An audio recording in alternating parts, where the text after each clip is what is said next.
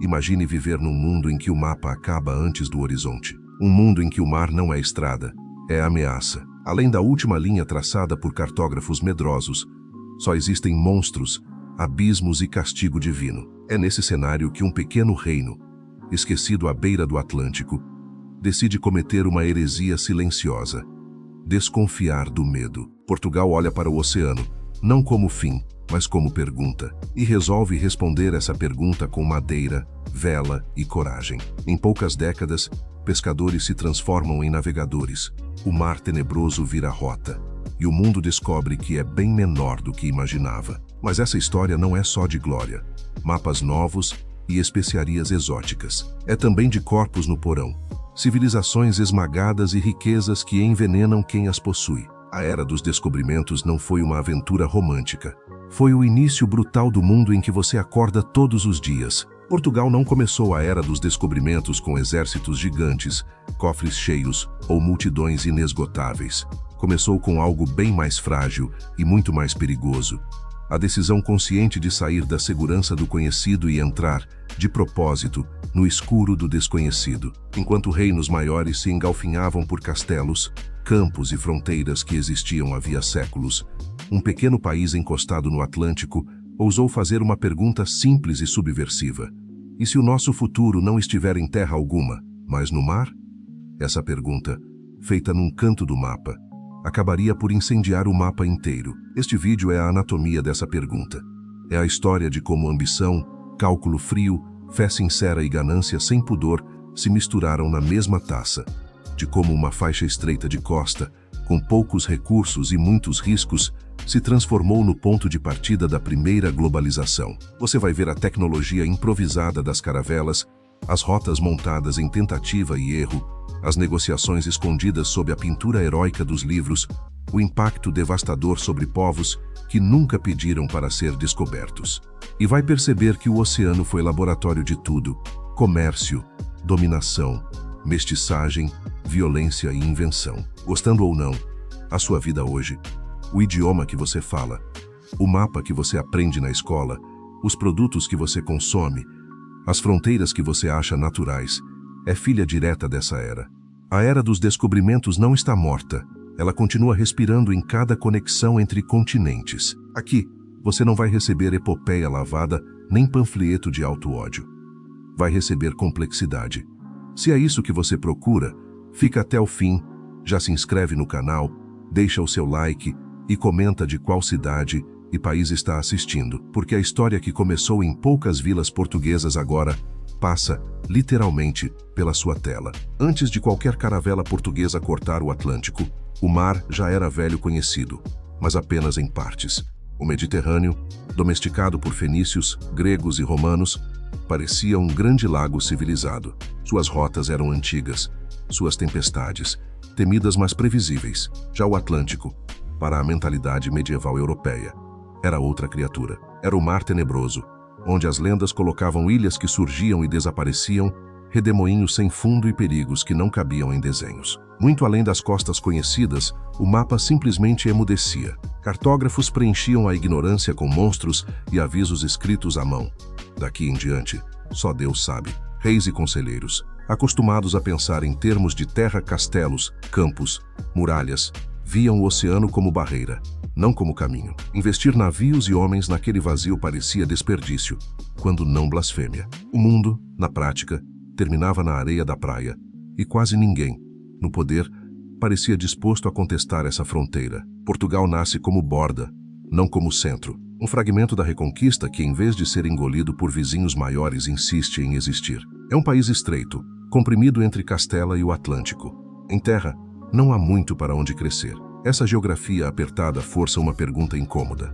Se o futuro não está para dentro, talvez esteja para fora. E para fora, no caso português, significa mar. Ao longo do século XV, reis, nobres e mercadores começam a olhar para o Atlântico com menos medo e mais cálculo. O nome que a tradição colou nesse impulso é Infante D. Henrique.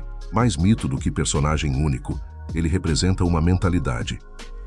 Reunir mapas, pagar viagens, testar rotas. A escola de Sagres talvez nunca tenha existido como nos livros, mas algo mais importante existiu: a decisão de transformar curiosidade em política de Estado. A era dos descobrimentos não começa com um grito heróico, mas com um desenho de linha curva no casco de um navio. A caravela é pequena, leve, quase frágil à primeira vista, mas sua forma estranha permite algo revolucionário: manobrar melhor contra o vento, chegar onde outras embarcações não ousariam.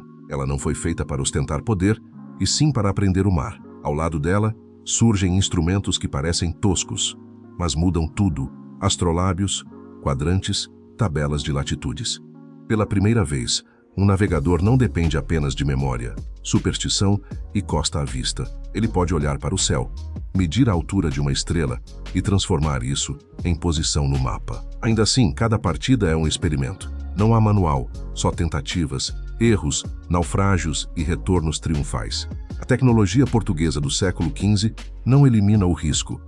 Ela apenas torna o risco calculável. Em 1488, um capitão português chamado Bartolomeu Dias é lançado, literalmente, para além do mapa. Uma tempestade brutal arrasta sua frota para longe da costa africana. Quando o céu finalmente abre, algo está errado, ou certo demais. A terra, que sempre ficara à esquerda, agora aparece à direita. Sem discursos grandiosos, ele percebe o óbvio e impossível. Dobrou a ponta do continente. O mar tenebroso tem saída. Dias volta a Portugal com mais dúvidas do que certezas, mas com uma ideia devastadora. Existe um caminho marítimo para o Oriente. O lugar que ele chamou de Cabo das Tormentas é rebatizado pelo rei como Cabo da Boa Esperança.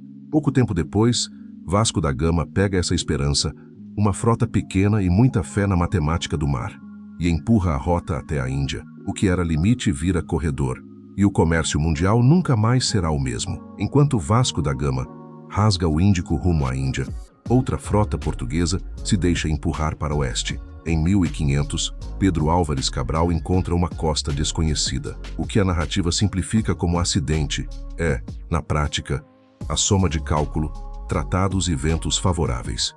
O Tratado de Tordesilhas já dividira o mundo entre Portugal e Espanha em uma linha invisível no mapa. A terra avistada ao oeste encaixa-se convenientemente no lado português dessa divisão. Ela será chamada Brasil, e com o tempo, se tornará peça central do jogo global. Daqui sairão pau-brasil, açúcar, ouro, café.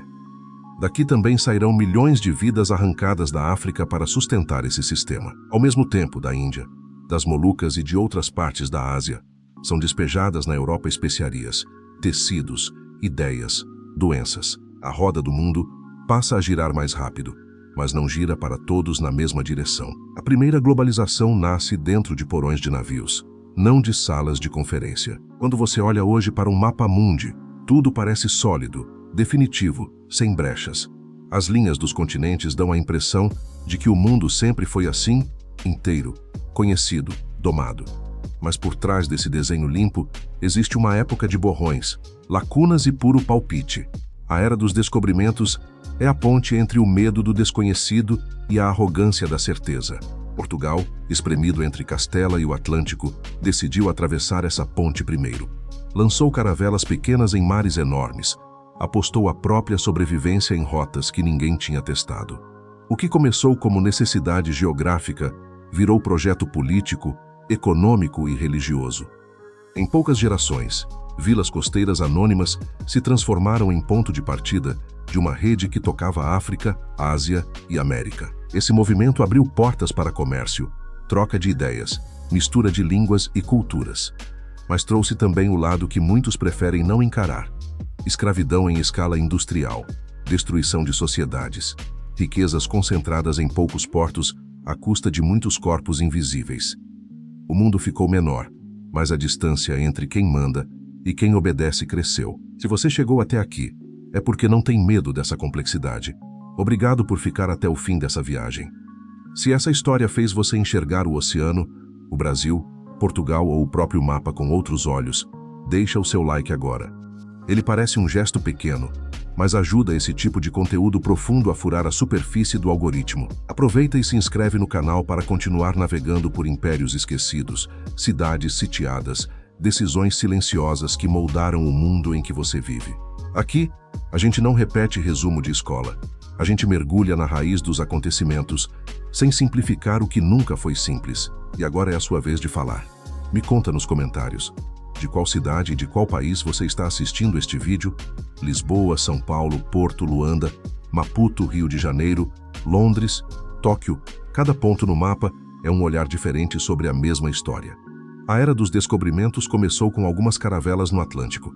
Hoje, continua viva em cada conexão entre a sua tela e o resto do mundo.